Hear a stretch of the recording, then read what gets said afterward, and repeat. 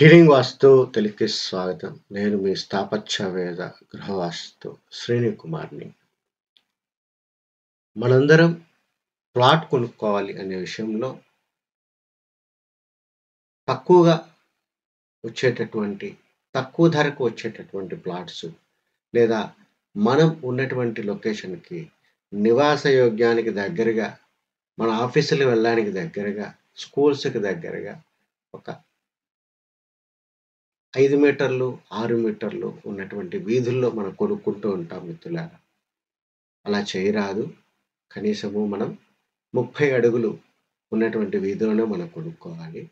అదే రకంగా అప్రూవల్ పొందినటువంటి లేఅవుట్స్‌లో అంటే డీటీసీపీ గాని, అర్బన్ డెవలప్‌మెంట్ అథారిటీస్ గాని, వాళ్ళు అప్రూవల్ చేసిన తర్వాత పలానా సర్వే నంబర్‌లో, పలానా లేఅవుట్ పర్మిట్‌తో అప్రూవల్ పొందింది అని చెప్పి వాళ్ళ దగ్గర ఆ యొక్క ఫైల్ అనేది పబ్లిక్ డాక్యుమెంట్ కింద చూపెట్టడం అనేది జరుగుతుందన్నమాట. ఈ రకంగా మనం చూసినప్పుడు లేఅవుట్ ప్లాట్స్‌లో ఖచ్చితంగా 120 చదరపు గజాలు తక్కువ కాకుండా ఒక రౌండ్ ఫిగర్ చేసి చెప్పినప్పుడు యాక్చువల్‌గా అది 119.599 స్క్వేర్ యార్డ్స్ వైశాల్యం కలిగినటువంటి ప్లాట్‌కి మాత్రమే అప్రూవల్ ఉంటుంది. ఇంతకంటే తక్కువ ఉండరాదు. దాన్ని స్క్వేర్ మీటర్స్ పరిధిలో చెప్పినప్పుడు 100 స్క్వేర్ మీటర్స్ అంటే కనీసము లేఅవుట్ డెవలప్‌మెంట్ చేసేవాళ్ళు అప్రూవల్‌కి వెళ్ళాల్సి వస్తే మినిమమ్ చిన్న ప్లాట్ ఏంటంటే 100 చదరపు మీటర్లు ఉండాలి. గుర్తుపెట్టుకోండి. దీన్నే మనం 1076.3 స్క్వేర్ ఫీట్ ఉండాలి. దీనికి మరొక రూల్ యాడ్ చేయాల్సిందేంటంటే, ఈ రకంగా విడ్త్ ఆఫ్ ద ప్లాట్ అనేది తీసుకునేటప్పుడు మనకి ఎంతుండాలి? యాక్చువల్‌గా విడ్త్ ఆఫ్ ద ప్లాట్ అనేది కనీసం 7 మీటర్స్ ఉండాలనమాట. అది some 23 feet some 22 feet 11 inches ఈ రకంగా వస్తుంది. అది మీకు అర్థం కాదు కాబట్టి, నేను ఇక్కడ 2 రకాలైనటువంటి కొలతలతో ప్లాట్ ఇవ్వడం జరిగింది. అంటే 23 అడుగుల కనీస వెడల్పు ఉండాలి.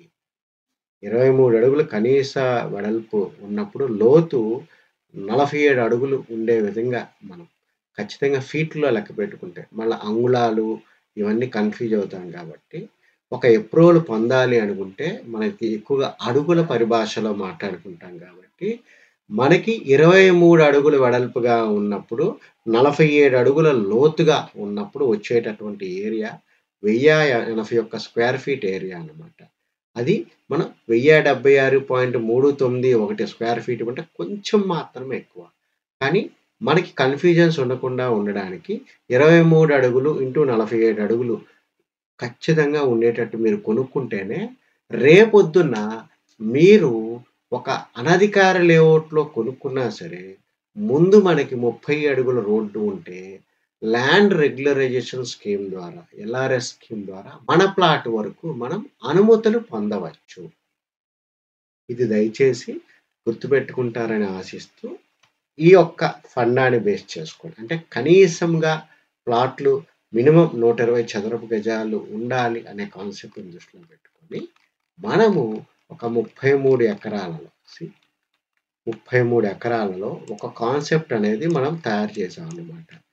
Based on the ancient town planning techniques, based on the ancient village ప్లానింగ్‌లోని స్థాపత్యవేద పద్ధతుల ద్వారా మనము దిక్కులకు సరిపెట్టబడి ఒక లేఅవుట్ వేసుకునేటప్పుడు ఒక 33.5 ఎకరాలలో మనకి 448 ప్లాట్లతో 150 చదరపు గజాలలో 30 అడుగులు ఇంటూ 45 అడుగులతో చక్కగా సామాన్యమైన మానవుల గురించి మనం ఒక పాత వాస్తు పద్ధతుల్ని కొత్తగా వాళ్ళు చెప్పినటువంటి అర్బన్ డెవలప్‌మెంట్ అథారిటీ డీటీసీపీ వాళ్ళు ప్రతిపాదించిన రూల్స్‌ను 2 అనుసంధానం చేసి, మొత్తం ఆ యొక్క లేఅవుట్ ఏరియాకి ఒక బ్రహ్మస్థానాన్ని క్రియేట్ చేసి, ఆ యొక్క బ్రహ్మస్థానంలో వారికి ఇవ్వవలసినటువంటి 13 పర్సెంటేజ్ ఆఫ్ ఓపెన్ స్పేసెస్, ఆ యుటిలిటీస్, రిక్రియేషన్ ఏదైనా దానికి సంబంధించిందంతా ఇస్తూ,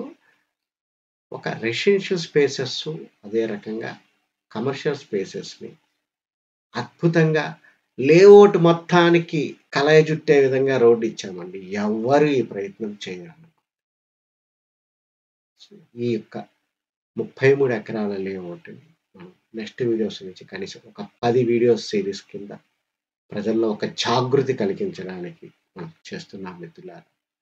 ఈ యొక్క ప్రయత్నంలో ఒక కొత్త వ్యాపార నమూనాని నేను పరిచయం చేస్తున్నాను. స్థాపత్యవేద బేస్డ్ లేఅవుట్స్. దిక్కులకు సరిపెట్టి ప్రజల గురించి మనం వ్యవసాయ క్షేత్రాన్ని తీసుకొని అందులో ఈ ధర్మబద్ధంగా లేఅవుట్లు వేసి ప్రజలకి, భవిష్యత్ తరాలకి మంచి చేద్దాం. ఈ రకంగా ఒక వ్యవసాయ భూమి ఉన్నవాళ్ళు 2 ఎకరాలు ఉన్నవాళ్ళు సంప్రదించవచ్చు. లేదా ఒకే రకమైన భావజాలంతో ఒక 10,00,000 వరకు మనము స్పెండ్ చేద్దాము. అప్రూవల్స్ అన్నీ తీసుకొని కనీసం 10,00,000లో మనకి మంచి ప్లాట్ వచ్చేటట్టు ప్లాన్ చేసుకుందాము. అనేవాళ్ళు అందరికీ ఈ యొక్క ధర్మాన్ని నా గురుదేవులు తెలియజేసుకుంటూ ప్రయాణం సాగిద్దాం. Thank you very much.